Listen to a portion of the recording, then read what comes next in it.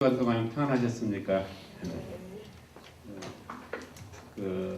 제가 항상 말씀을 증거할 때마다 우리 일부 예배 나오시는 분들은 특별히 더 귀하시다고 저는 생각을 합니다. 왜냐하면은 여러분들이 어떤 예배 드리는 것이 하나님께 정말로 영광을 돌리고 또 이것이 단순하게 우리 자신의 개인 구원뿐만이 아니고 여기에 나오시는 분들은 또 우리 유학생들을 섬기시는 분들이기 때문에 더 귀하신 것 같아요. 제가 오늘 설교를 자청을 했습니다. 왜냐하면 오늘이 굉장히 중요한 날이기 때문에요. 중요한 날이라고 해서 제 생일은 아니고요. 굉장히 역사적으로 중요한 날입니다. 지금 전 세계 모든 교회들이 종교개혁 주일로서 섬기고 있습니다. 그래서 우리 교회도 그 흐름에 동참을 해서 오늘 이 말씀을 통해서 도대체 우리들이 마틴 루터 목사님을 통해서 하나님께서 무엇을 주셨고 또 우리들에게 하나님께서 무엇을 말씀을 하시려고 하는가를 생각해보는 시간을 가졌으면 좋겠습니다. 옆에 계시는 분들하고 같이 인사를 나눴으면 좋겠습니다. 여러분들은 하나님께서 택하신 자녀들입니다. 이렇게 서로 축복을 해주시면 고맙겠습니다. 여러분들은 하나님께서 택하신 자녀들이십니다.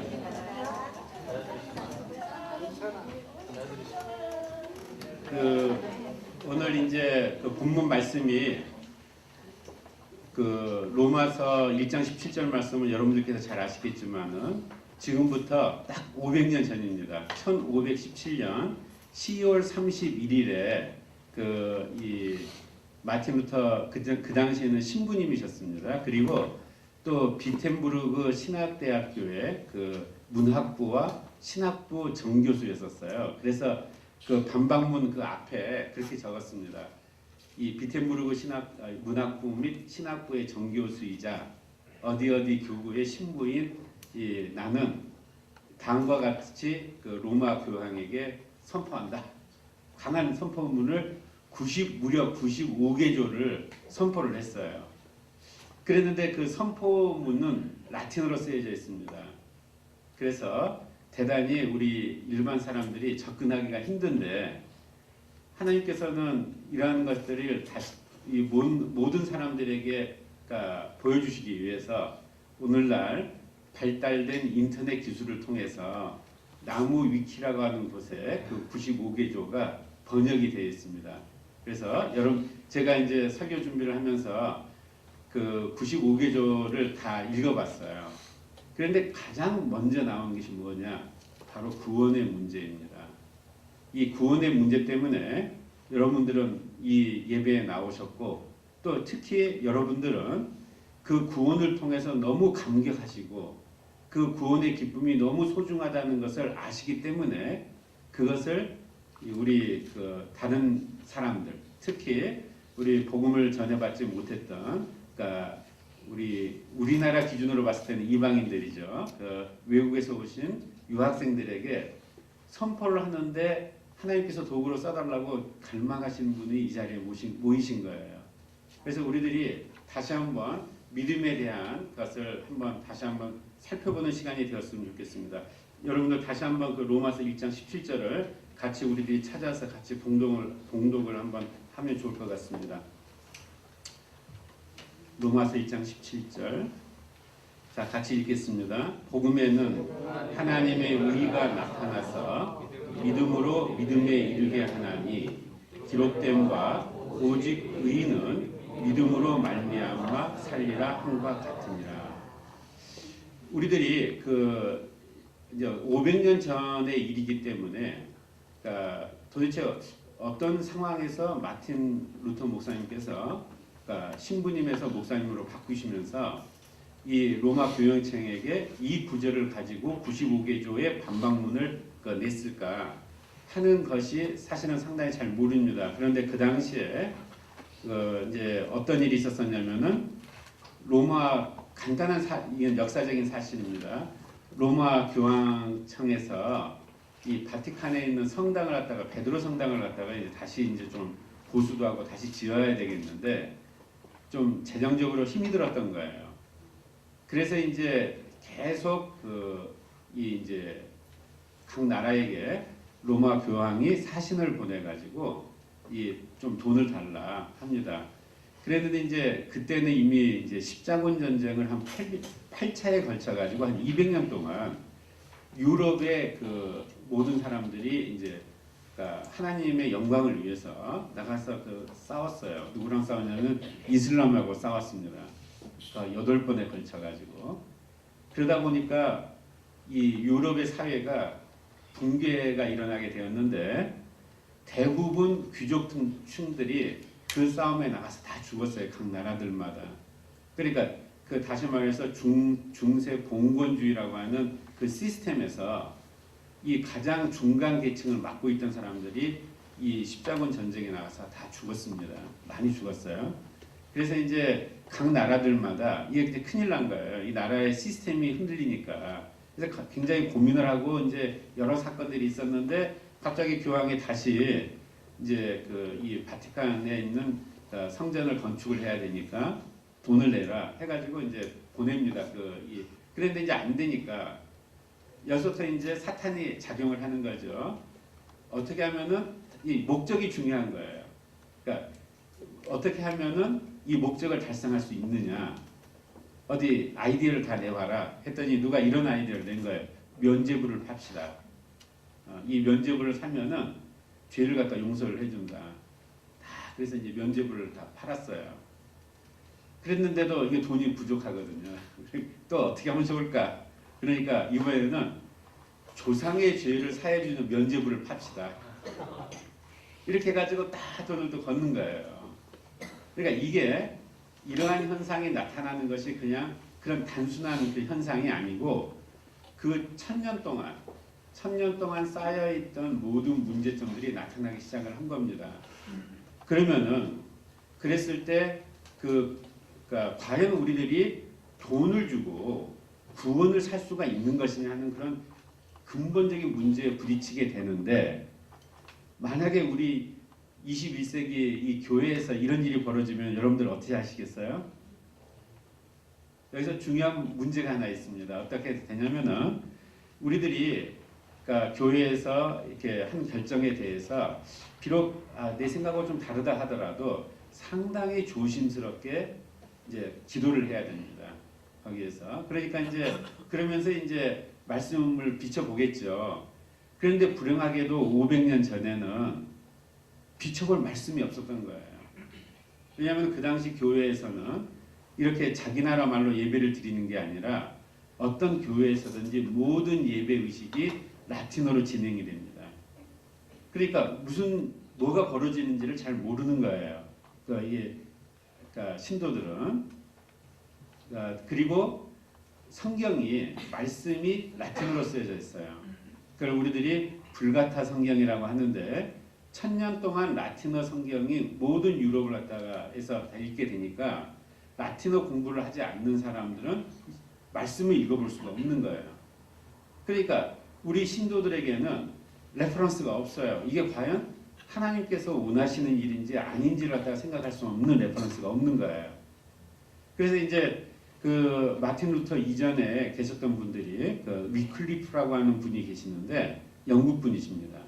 근데 그 당시 영국은 지금이야 뭐 윌리엄 셰익스피어도 있고 그 다음에 거의 100년 동안 해가 지지 않는 나라로서 세계 1등 국가로서 군림했던 나라라고 우리들이 생각을 하고 신사의 나라라고 생각했지만은 사실 그 당시에는 영국은 야만족 국가인 거예요. 이건 거들떠 보지 않는 2등 국가였어요. 유럽에서. 그런데 그 사이에 1380년경에 위클리프라는 분이 나오셔가지고 처음으로 그 영어 성경으로 번역하는 작업을 했습니다. 그런데 그 위클리프는 나중에 박해를 받아서 감금을 당했고요. 그 다음에 바로 옆에 나라에 있던 독일의 옆에 나라에 있던 체코에는 얀 후스라고 하는 또 종교개혁가 나와서 또 자기 나라 말로 성경을 번역을 했어요. 근데 그러면은 상을 줘야 되는 일일까요? 아니면 어떻게 될까요? 불행하게도 얀 후스는 화형을 당했습니다. 그리고 성경을 번역을 해서 화형을 당한 사람들이 너무 많은 거예요. 그게 바로 로만 캐톨릭이 지배를 하고 있던 중세 시대였습니다. 그러니까 그런 상황에서 이 마틴 루터가 변방문을 거니까 라틴어로 써가지고 사람들이 그게 너무너무 궁금한 거예요. 여러 나라 사람들이. 그런데 왜 그러면은 마틴 루터는 화형을 안 당했느냐? 바로 하나님의 때가 된 겁니다. 조금 전에 우리들이 김봉성 형제가 이런 고백을 했어요. 아직 때가 안 된 것 같다. 언젠간 하나님의 때가 있으니까 주시겠지. 바로 그때가 되면 하나님께서 굉장히 신속하게 움직이십니다. 제가 목사안수 받은 다음에 구약 창세기에 15장에 아브라함이 하나님께서 두 번째로 아브라함한테 찾아오세요. 그러시면서 어떻게 이스라엘 민족을 만들어서 구원을 갖다가 이야기하시겠다. 여기에도 이제 키 이슈가 구원입니다. 하겠다는 것을 밝혀주세요. 처음으로 15장에서. 그런데 거기에 보게 되면은 어떤 구절이 나오냐면은 아직 내가 이것을 430년이나 딜레이를 시킬 텐데 그 이유는 아직 아모리 족속의 죄가 관영이 안 됐다. 이런 말씀하십니다. 그러니까 하나님께서 그냥 하시는 것이 아니고 이것저것을 다 밸런스를 맞추시다 보니까 이제 우리 김봉성 형제처럼 앞으로 5년 반 정도 아마 박사학위, 그게 미국에서 평균적으로 박사학위 받는 기간이에요. 또 그렇게 따지면 저처럼 9년도 걸린 사람도 있으니까 하나님의 때가 분명히 있습니다. 그래서 이제 이 마틴 루터 목사님 때 이르러 가지고 때가 된 거예요. 그랬는데 1453년에 구텐베르그를 통해서 인쇄술을 발전을 시켰는데, 예를 들면 위클리프라든지 얀 후스라든지 또는 틴데일이라든지 많은 선구자들이 전부 다 사본으로 쓴 거예요. 이걸 필사본을. 그러면 어떻게 하느냐? 그 다음 사람이 이어받아가지고 또 쓰는 거예요. 그것을. 그러니까 성경 66권을 다 쓰려면 시간이 많이 걸리겠죠. 그래서 하나님께서 인쇄술을 준비를 시키셨습니다. 1453년에. 그래서 인쇄술이 보편화가 되니까 당장에 그 95개조가 인쇄가 돼가지고 유럽의 전역에 2주 만에 배포가 된 거예요. 2주 만에. 그러니까 다들 읽어보니까 공감이 되는 부분들이 많거든요. 그래서 제가 잠깐 여러분들께 제가 찾아가지고 왔습니다. 95개조를 제가 여기서 다 읽을 수는 없겠죠. 그래도 첫 번째하고 읽으면은 시작이 반이라고 그랬으니까 반을 읽은 거고, 그 다음에 마지막 95개조 정도 근데 상당히 중요한 의미를 담고 있습니다. 먼저 처음에 이 반박문 위에 있는 서문입니다. 진리에 대한 사랑과 이를 해명하려는 열정을 근거로 비텐베르그의 신부이며 인문학부 및 신학부 교수 겸 비텐베르그 대학 정교수인 마틴 루터는 다음과 같은 명제에 논쟁하고자 한다. 그러므로 본인은 구두로 토론하기 어려운 경우에는 직접 찾아오지 않더라도 서신을 통해서 토론에 참여해 주기를 당부한다. 우리 주 예수 그리스도의 이름으로 아멘. 이렇게 하고 시작을 합니다. 우리들의 주님이시며 선생이신 예수 그리스도께서 회개하라 천국에 가까워져 오느니라. 이 구절은 마태복음 4장 17절을 인용을 했습니다. 그 말씀하실 때 그는 신자들의 전생애가 참회가 되어야 한다는 것을 의미한다. 그 다음에 두 번째가 굉장히 중요한데, 이 말씀은 하나님께 드리는 성내전적 참회, 곧 사제의 직권으로 수행하는 고백과 속죄로서 이해할 수는 없다. 근데 이제 특별하게 이 부분은 굉장히 중요한 의미가 있었습니다.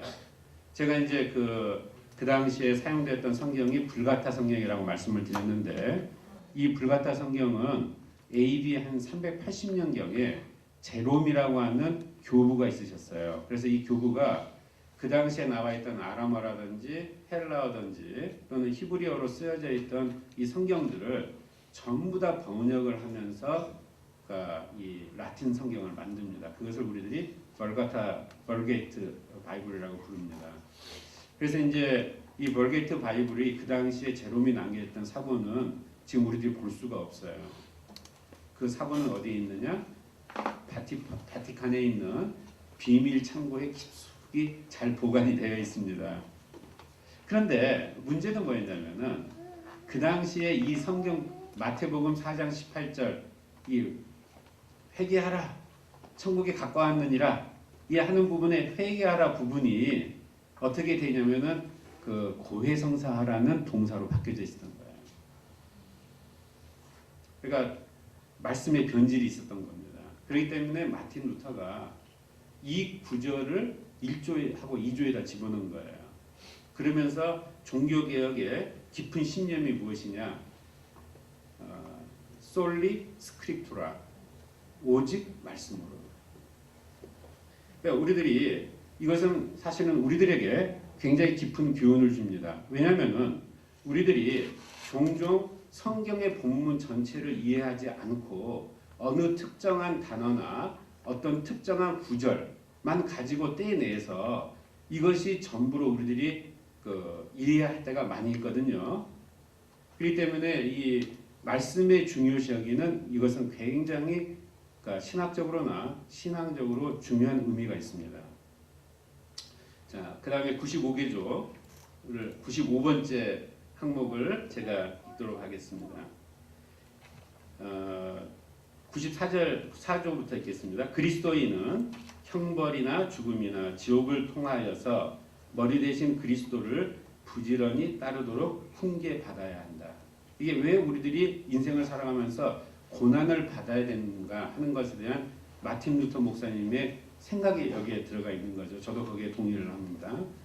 95조가 이같이 하여 그리스도인으로 하여금 위안에 의해서 보다 오히려 많은 고난을 통하여 하늘나라에 들어가는데 더욱 깊은 신뢰를 가지게 하라. 이게 95개조 95번째 항목이에요. 그래서 이제 우리들이 이것 때문에 이제 마틴 루터 목사님께서 종교개혁을 선포를 하셨어요. 그 다음에 유럽에서는 엄청난 변화가 일어났습니다. 그래서 우리들이 이 개혁을 영어로 리포메이션, 다시 말해서 유럽 소사이티 전체가 완전히 무너지게 된 거예요. 새로운 질서가 나오기 시작했습니다. 그것이 하나님께서 우리 인간의 역사에 깊이 개입을 하셔서 하나님과 인간의 관계를 다시 말해서 정확하게 말씀을 드리면 하나님께서 선택하신 백성들 간의 관계를 다시 회복을 하시기 위한 것이었습니다. 그래서 이제 우리들이 이 17절 말씀을 어떻게 이해를 하느냐 하면은 우리들이 믿음으로 칭의를 받을 수 있다 이 말이에요. 근데 이 구절이 잘못 오도가 되었습니다. 제가 우리 이제 바나바셀 성경 공부를 할 때 유니스 셀에서 흘러나오는 하이 소프라노 톤 목소리를 많이 듣습니다. 그러면은 제가 이제 그 소리를 들으면서 우리 유니스 셀은 이렇게 성경 공부를 하고 있구나. 우리 유니스 셀에서는 이런 걸 고민을 하고 있구나. 그래서 어떨 때는 들으면서 같이 기도를 하고 비록 피지컬하게는 같이 참여를 못하지만은 이런 부분은 나중에 한번 좀 우리 교회에서 생각을 한번 해봐야 되겠다. 그런데 이제 그 중에 하나가 이제 제가 한 몇 달 전에 들은 내용이었습니다. 그랬는데 어떤 분이 이제 우리들은 믿음으로써 의를 얻는다 이렇게 됐어요. 그랬더니 어떤 한 분이 이렇게 말씀을 하시는 거예요. 그런데 또 다른 성경에는 그러니까 행위 없는 믿음은 또 믿음이 아니라고 했잖아요. 그러니까 행위가 맞는 거예요. 믿음이 맞는 거예요. 이런 약간의 토론 주제가 나왔던 것 같습니다. 사실은 이것은 굉장히 중요한 내용이거든요. 저도 많이 고민을 했고, 그 다음에 우리들이 이제 믿음을 가지고, 그러니까 이 생활을 하려고 하는 분들에게는 상당히 도전이 되는 그런 구절이거든요. 그래서 가장 대표적인 구절이 바로 오늘 두 번째 성경의 텍스트인 야고보서 2장 26절 말씀입니다. 우리들이 같이 한번 읽어보도록 하겠습니다. 영혼 없는 몸이 죽은 것 같이 행함이 없는 믿음은 죽은 것이다. 그래서 우리들이 알고 있는 이 통상적인 그러니까 교회에서 배웠던 것하고 좀 다르잖아요. 이 부분이. 그런데 이제 아까 제가 말씀을 드린 것처럼 우리들은 한 단어나 또는 한 구절을 통해서 전체라고 그걸 생각을 하는 그런 습관들이 있거든요. 그래서 다시 한번 제가 강조를 하고 싶은 것은 마틴 루터 목사님께서 종교개혁을 할 때 세 가지를 말씀을 하셨어요. 그러니까 어떻게 말씀을 하셨냐면은 그러니까 오직 말씀으로, 아까 제가 말씀드렸죠. 그냥 오직 은혜로, 이렇게 또 하나의 그러니까 이 세 가지를 가지고 말씀하셨는데, 제가 이 스크립트를 써가지고 와야 되는데 이거 죄송합니다. 이거 준비가 부족한 면도 없잖아요. 한편으로는 제가 또 그런 생각이 들 때가 있어요. 하나님의 영이 우리들이 쓴 그러니까 이 글에 의해서 자유롭지 못할 때도 있는데요. 아무튼 자, 세 가지를 가지고 그다음에 이제 오직 믿음으로, 그러니까 솔리 피델러티, 그다음에 솔리 그라티아스, 그다음에 솔리 스크립투라, 이 세 가지를 가지고 그러니까 이 종교개혁에 선포를 하셨는데, 우리들이 그것 때문에 그러니까 그 믿음이라는 것이 너무 강조가 되니까 어떨 때는 우리들이 성경에 나와 있는 본문 말씀을 잘못 이해할 때가 있지 않나 하는 그런 걱정이 듭니다. 그래서 1장 17절을, 로마서 1장 17절을 여러분들 같이 다시 한번 읽어보시죠. 복음에는 하나님의 의가 나타나서 믿음으로 믿음에 이르게 하나니 기록된 바 오직 의인은 믿음으로 말미암아 살리라 한과 같으니라. 자, 그런데 여기에서 그 중요한 구절이 믿음에서 믿음으로 이르게 한다는 구절이 있고요. 믿음으로 믿음에. 그 다음에 또 한 가지 그 구절은 오직 의인은 믿음으로 말미암아 믿음으로 산다, 이렇게 돼 있어요. 믿음으로 산다. 그러면은 이것이 우리나라 말로는 두 가지로 해석이 될 수 있습니다. 그러니까 saved라는 의미가 될 수도 있고, 살게 됐다 우리들이. 그 다음에 믿음을 가지고 산다, 이렇게 해석을 할 수가 있는데, 우리들이 잘못 이해를 해서 믿음으로 우리들이 save 되어 있다, 이렇게 해석을 하는 것 같아요. 여러분들은 어떠신가요? 그런데 이것을 영어 성경에 보면은 정확하게 나와 있습니다. The righteous will live by faith. 우리들이 이제 이 성경 구절을 보시면은 옛날에 여러분들 영어 문법책 보시면은 더 플러스 추상 형용사가 이것을 가지고 있는 사람을 대변한다, 이런 혹시 문법 배우신 거 기억나시죠? 이게 그 예문이에요. The righteous. 그러면 이거 영어 성경 보면은 이거 주어가 없네, 왜 명사가 앞에 안 나와 있지? 더 플러스 추상 형용사가 이게 사람을 나타내는 대표적인 예문입니다. 같이 영어 공부도 같이 하시면서 신앙생활을 같이 하시면 좋겠습니다. The righteous will live by faith. 여기에서 이 구절이 바로 아까 두 번째 하나님께서 우리들에게 주신 말씀인 야고보서 2장 26절 말씀으로 한번 가주시겠어요? As the body without the spirit is dead, so faith without deeds. 이때 deeds는 행위를 말하는 거죠. is dead.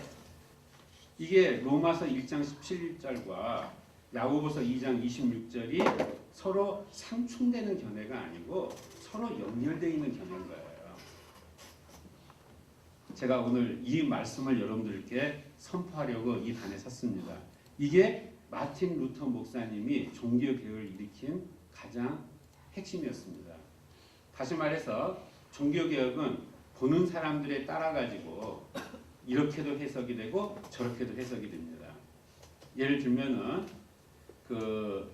사회학을 공부하신 분들은 사회학적으로 접근을 하고, 정치학을 공부하신 분들은 정치학적으로 접근을 하고, 문화적으로 접근하고 많이 접근을 하지만은 하나님께서 마틴 루터 목사님께 이 성령이신 하나님을 통해서 보여주신 것은 지금 로만 바티칸에 의해서 지금 나와 내가 선택한 백성들 간의 관계를 디스토션이 되고 있다, 왜곡을 시키고 있다.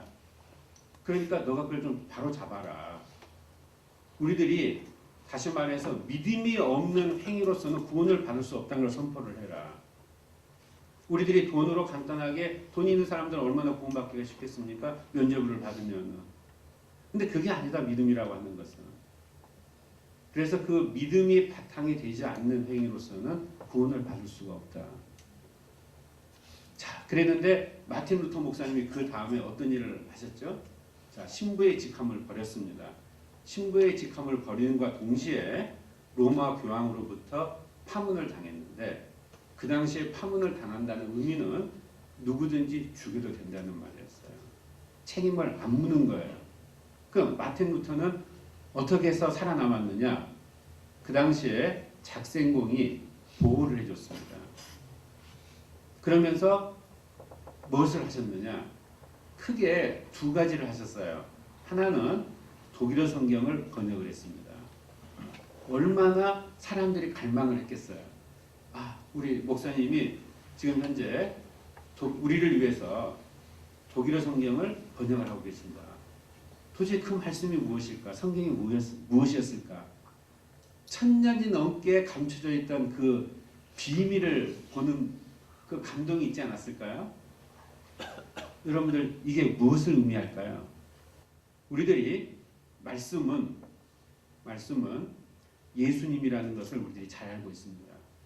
다시 말해서 로만 캐톨릭이 잘못한 가장 큰 일은 뭐 면죄부 이런 것은 전부 다 2차적인 문제예요. 길이요 진리요 생명이 되시는 예수 그리스도를 모든 사람들이 알아야 되는데 그걸 조직적으로 방해를 했습니다. 말씀을 감췄어요.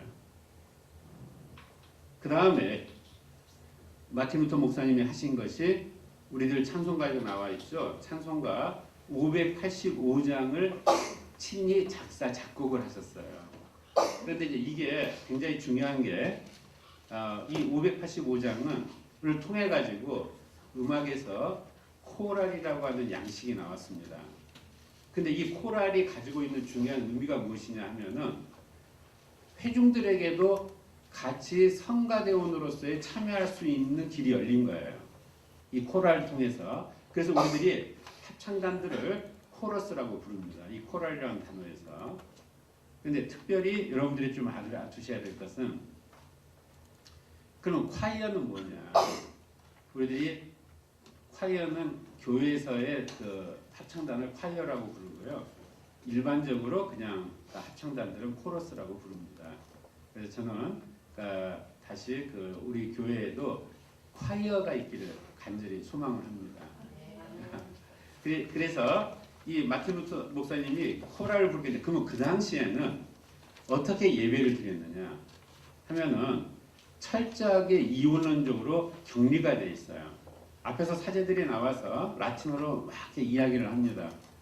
그러면은 아멘 할 때는 그러니까 소위 말해서 평신도석에서 앉아 있는 사람들이 아멘을 해요. 그리고 몇 가지는 이제 서로 그러니까 교독을 하게 만들었다고 합니다. 그러니까 다시 말해서 모든 것들이 다 라틴어로 진행이 되고요. 그 다음에 이제 여러분들이 혹시 유럽의 그 교회를 방문을 해보시면 성당회라고 불리우는 교회에 방문을 해보시면은 성가대 대원들은 저 2층에 감춰져 있는 거예요. 그 이유가 뭐냐면은 성가대는 천상의 목소리를 대비한다. 여러분들 누가복음에 보게 되면은 그러니까 예수님이 태어나실 때 참 누가가 아름답게 그 예수 그리스도의 탄생을 묘사를 해놨죠. 거기 보게 되면은 하늘에서는 영광이요 땅에는 평화로다 해가지고 위에 허다한 천군 천사들이 나와서 찬양을 하는 거예요. 그러니까 이제 그 수원에 계셨던 이제 신부님들이 열심히 연구를 하는 거예요. 어떻게 하면 우리들이 올바르게 예배를 드릴 수 있을까? 그러면은 성경적으로 하자. 성경에 누가복음 1장에 보게 되면은 하늘에서 허다한 천군 천사들이 높이 나타나가지고 하늘에는 영광이요 땅에는 평화다 구별을 했단 말이에요. 여러분들 하늘에는 영광이 나타나고 땅에서는 그걸 받는 평화가 존재한다. 그래서 우리들이 그걸 그대로 재현을 해야 되겠다. 그래서 2층 성가대는 뒤에다 숨겨놓고 하늘의 목소리를 대신하게 했습니다. 그러면 거기에 대한 화답이 있는 거예요. 근데 마틴 루터 목사님께서 이 코랄 양식으로 해서 찬송가를 부른 다음에 전부 다 같이 찬송가를 부르게 한 거예요. 성가대하고 일반 성도를 갖다가 구별하지 않고. 그럼 무엇을 염두에다 두신 걸까요? 마틴 루터 목사님은 예배야말로 이것이 진정한 산 제사가 되어야 되겠다. 그럼 우리들은 예배를 어떻게 드려야 되느냐? 물론 성경에는 신령과 진정으로 예배를 드리라고 했습니다. 그렇지만 예배의 모든 그 흐름이 어떻게 돼야 할 것이냐? 이게 예수님의 행적을 우리들이 재현을 하고 있는 겁니다. 말씀의 선포가 있고요. 그 다음에 감사만 노래 있고. 그럼 우리들이 이것을 어떻게 해야 될 것이냐? 그 가운데 회중의 역할은 무엇이냐? 그래서 우리들이 두 번째로는 우리 교회에서 정말로 진정하게 어떻게 예배를 드리는 것이 하나님께 진정한 산제사가 될 것인가에 대해서 신학적으로도 굉장히 연구를 해야 되는 그런 교회가 되었으면 좋겠습니다. 첫 번째는 말씀이신 이 말씀을 정말 깊이 하는 교회. 두 번째는 정말로 우리들이 한국 교회를 이끌어가고 이 세계 교회를 이끌어 나갈 수 있는 그러한 교회. 그러면서 이 예배를 통해서 우리들이 하나님의 영광이 재현되는 그러한 교회가 되었으면 좋겠습니다. 우리들이 찬송가 585장을 같이 부르는데요. 그래서 우리 마틴 루터 목사님께서 정말 그 하나님과의 관계를 회복시키시는 굉장히 중요한 역할을 하시고 그 본인이 실제로 그 가사와 그 다음에 곡조까지 같이 작곡을 하신 이 찬송가를 부르는데 제가 이렇게 여러분들께 제안을 드리고 싶습니다. 이 찬송가는 절대로 흘러서 부르면 안 되는 찬송가입니다. 한번 부르면은 1절부터 3절까지 다 같이 불러야 됩니다. 그래서 제가 이렇게 제안을 드리고 싶습니다. 제가 먼저 1절을 부르겠습니다. 이게 옛날에 그래도 이 전통이라는 게 있습니다. 아무리 마틴 루터 목사님이 교황에게 반기를 들었다 하더라도 이 캐톨릭 처치의 전통은 그대로 가지고 계셨어요. 그래서 이제 예수 그리스도께서 영광을 받으실 때 그 글로리아 파트가 있거든요. 그럴 때에는 선창을 합니다. 그 그레고리안 찬트로 글로리아 인 엑셀시스 데오 이러한 그 라틴어를 가지고 선창을 하는데 아마 그 루터 목사님 그 패턴을 따르셨던 것 같아요. 그래서 이걸 제가 보면은 어떤 생각이 드냐면은 1절하고 2절을 소위 말해서 교호창, 다시 말해서 한 사람의 선창자와 그러니까 2절은 다시 그 성도들이 거기에 환영을 함으로써 다시 말해서 누가복음 1장에 보게 되면은 교호창이 이루어지거든요. 하늘과 땅이 응답을 합니다. 거기서 이걸 재현을 하려고 하지 않았었을까 합니다. 제가 지금은 아마 우리 마틴 루터 목사님께서 하나님 그러니까 예수 그리스도와 같이 동행을 하시면서 아마 하늘에서 우리 ISC, SK, KU에서 드리는 예배를 보시고 계실 것 같아요. 그래서 이 도대체 한국이란 나라에서 내 뜻을 제대로 이해를 해줬구나. 이러한 그 응답이 하늘에서 있기를 바라면서 제가 먼저 1절을 부르시고 여러분들이 1절을 제가 부를 때 한번 가사의 의미를 잘 살펴보십시오. 자, 그러면 여러분들이 2절을 어떻게 불러야 될 것인지에 대해서 여러분들이 혹시 저하고 영리서로 교통하시기를 바랍니다. 그러면서 이제 3장에는 우리들이 같이 합창을 하는 거예요. 재창을 하는 거예요. 제가 먼저 1절을 제가 부를 테니까 곧바로 2절을 불러주시고 3절을 같이 부르겠습니다.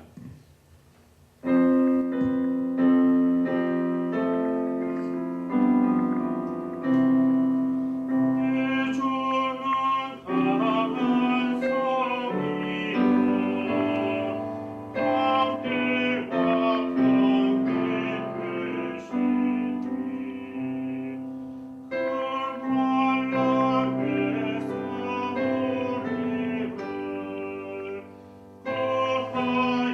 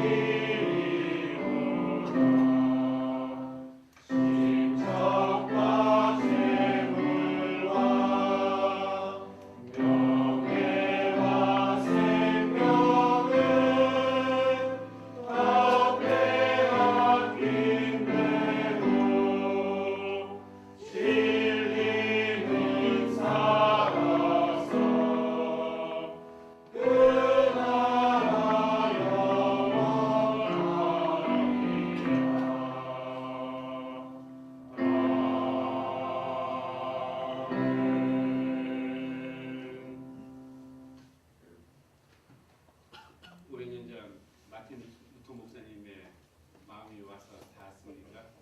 자신의 목숨을 위해서, 정말 진리를 위해서, 또 예수 그리스도를 위해서 다시 한번 선포를 하셨습니다. 그래서 우리들은 프로테스탄트가 아닙니다. 항의하는 사람들이 아니고 우리들은 진리를 찾아가는 사람들입니다. 누구하고 함께요? 예수님하고 함께요. 우리들이 이러한 교회를 만들었으면 좋겠습니다. 지금 이 땅에는 사탄 마귀가 하는 여러 일 때문에 우리 기독교인들이 기독교인이 아니고 기독교인이 되었습니다. 그렇지만 우리들은 이 ISC, SKKU는 다시 한번 이 종교개혁주의를 맞아서 우리 교회들의 리폼을 생각을 하고 어떻게 하면 우리들이 좀 더 하나님과 가까이 나갈 것이냐, 말씀으로 가깝게 되고 예배를 통해서 가깝게 하고, 그리고 우리들의 삶을 통해서 여러분들이 진리로 승리하는 그러한 삶을 사는 우리 교인들이 되었으면 좋겠습니다. 같이 기도하겠습니다.